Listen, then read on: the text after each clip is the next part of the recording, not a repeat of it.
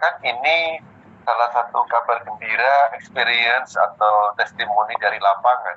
Dari Bu Hesti ini berkaitan dengan autoimun. Bu Hesti mengatakan bahwa anak beliau itu mengalami autoimun ya atau lupus ya, dan alhamdulillah puji Tuhan sembuh total. Untuk Ibu Hesti ya, nanti untuk bercerita sedikit ya, karena ini berkaitan dengan pertanyaannya produk apa yang dipakai, lalu berapa lama terapinya. Nanti Bu Hesti boleh berbagi supaya kita bisa ikut belajar dari pengalaman menggembirakan yang dialami oleh putranya dan juga keluarga pastinya ya. Bu Hesti ya untuk testimoninya. Bu Hesti, apakah berkenan untuk membuka mic ya untuk berbagi, melengkapi, memperkaya diskusi kita? Ketika autoimun putranya, boleh diceritakan sudah berapa lama, lalu produk apa saja yang dipakai dan akhirnya terbantukan. Silakan Bu Hesti atau Bu Multa. Baik, ya selamat malam Pak Julius. Anak saya Putri ya, dia awalnya itu panas tinggi, itu bulan September tahun 2021 ya. Usianya berapa? Usia putrinya? Usianya 29 tahun. 29 tahun. Oh, Putri. Ya, itu Putri. Ya, Putri. Dia panas tinggi sampai 40,3. Kebetulan bapaknya sama kakak-kakaknya juga dokter. Ya, tentunya kami memberi obat yang bagus lah gitu ya. Tapi tidak turun-turun panasnya. Akhirnya kita bawa ke rumah sakit Pertamina pada waktu itu, diobservasi selama 17 hari. Di endoskopi, kolonoskopi, sistoskopi, semua dicek karena dia merasa juga perut bagian bawah sakit gitu kan, kadang juga suka sesek. Tapi pada waktu diobservasi itu selama 17 hari tidak ada yang menyebabkan panas, yang akhirnya dibolehkan pulang 4 hari di rumah. Dia memang kalau pipis itu agak ngedan 4 hari di rumah pendarahan, lalu kita bawa ke rumah sakit Bintaro, Premier Bintaro, langsung disistoskopi ulang oleh Dokter Firdaus. Waktu di RSPP itu disistoskopi itu di bius ya, tapi ketika di Bintaro oleh Dokter Firdaus tidak dibius. Saya tanya kenapa tidak dibius, karena kan kesakitan tidak dibius untuk disistoskopi itu. Kata dokter kalau dibius tidak kelihatan, tidak ada tekanan, tapi tidak dibius itu kelihatan. Jadi ternyata ada varises di kandung kemihnya yang pecah sehingga pendarahan, lalu ada polip hingga ke ginjal, menjalar ke ginjal. Segera dilakukan operasi. Setelah operasi masih kan pakai kateter. Dokter bilang, "Ibu, jangan kaget, ini sisa-sisa operasi masih ada darah terus yang keluar."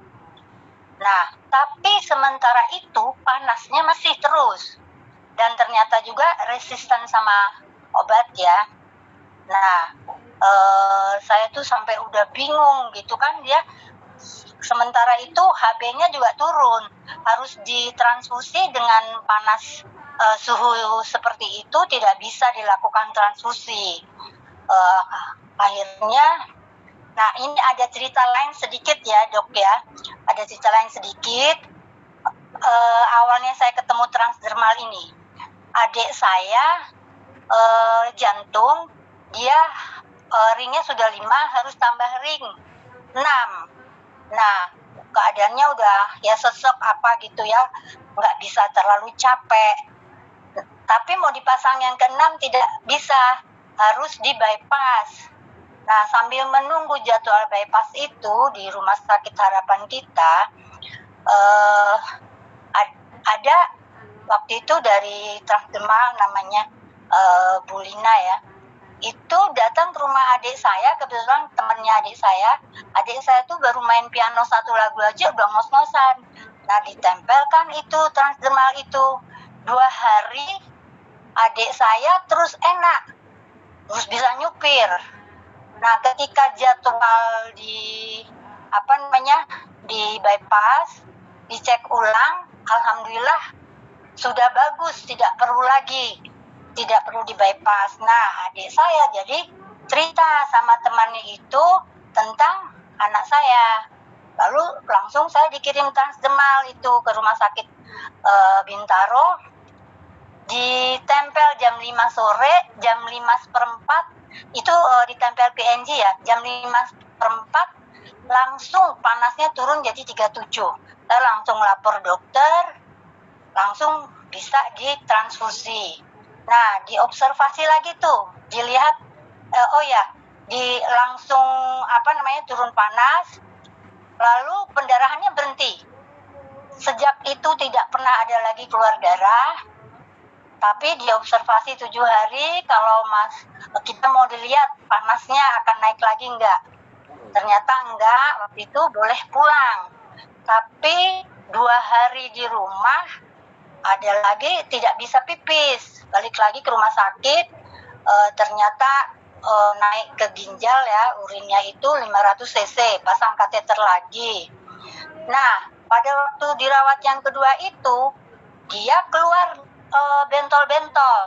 bentol-bentol seluruh badan sampai dia pingsan. Awalnya bentol yang besar-besar tuh, sampai dia pingsan. Nah, barulah dicek untuk anak IF-nya. Dicek ternyata positif. Ya, yang terserang itu katanya autoimunnya itu di usus besar, kandung kemih, ginjal, kulit, dan sendi. Karena sampai nggak bisa jalan, sampai kita gotong-gotong ya, kakinya itu nggak ada tenaga gitu, dan dia kebas gitu. Nah, itu jadi saya tempel terus itu, alhamdulillah kondisi merah-merah itu hanya seminggu, lalu diizin ya, setelah di sana juga infus nutrisi, dokter tidak memberi obat-obat yang gimana ya, karena dia juga resisten sama obat. Ya, saya terus aja saya pakai itu, produk-produk itu hampir semua sih saya pakai ya dok ya, gitu, karena saking inginnya anak saya benar-benar sembuh. Nah, itu pas lebaran yang tahun lalu, sehari sebelum lebaran dibolehkan pulang itu pun masih saya gotong ya, masih dia pakai kursi roda. Nah, tapi pagi itu pulang, saya bilang, kamu kalau mau pipis bilang. Tapi saya juga terkejut, tiba-tiba dia juga jalan ke kamar mandi biasa gitu. Nah, sementara itu dicek lagi labnya, anak IF-nya itu alhamdulillah negatif itu, cek pertama itu. Nah, kita tiap bulan kontrol, cek lagi. Alhamdulillah sudah 4 kali kontrol, negatif terus. Dan dia selama sakit 9 bulan itu tidak menstruasi ya. Saya baru ingat, oh iya, coba saya tempel dengan Ladies Night. Ladies Night itu malamnya saya tempel, paginya menstruasi banyak sekali dan tidak kesakitan kayak dulu lagi kalau menstruasi. Alhamdulillah sejak itu kegiatannya udah biasa lagi ya. Kegiatannya tinggi, kebenaran juga dia entertain ya, menyanyi, mengarang lagu, produser. Ya sudah kemana-mana sampai sekarang alhamdulillah sehat. Ya begitu cerita testimoni dari saya. Terima kasih waktunya.